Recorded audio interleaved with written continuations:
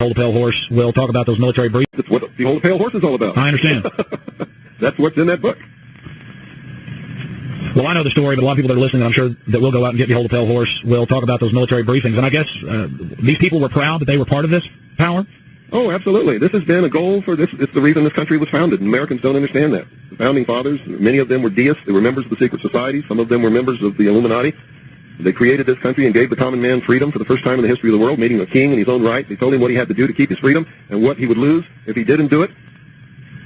And when they did this, giving the common man freedom, it toppled all the kings and queens off their thrones all around the world, and that was the major goal of establishing this country. If the common man could have been vigilant and maintained his freedom and not given in to the I want, and I deserve, and you got to feed me, and you got to do this, and you got to take care of me, and change my diaper, and wipe my butt, and get me a job, and entertain me, and all that kind of stuff, which always leads back into what they call democracy, which always leads into socialism, which end goal stated by Marx and Lenin is communism. What did you first think? That democracy is absolutely indispensable to socialism. What did you first think when you saw this openly being discussed in the top levels of the military? Well, it shocked the hell out of me, but they thought I was one of them. It was an accident that I got in there. I'd been a member of the Demolay Society when I was 13 years old, only attended 3 meetings, and then my father was transferred to Japan.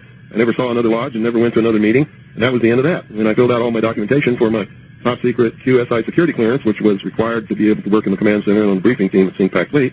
I didn't see Demolay on there, so I checked Freemason.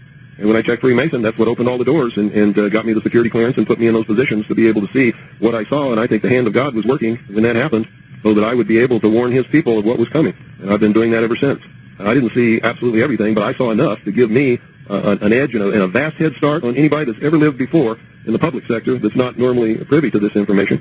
And I spent the last, ever since, researching to find out what it all meant and where we're going. Well, just to go back to what's happening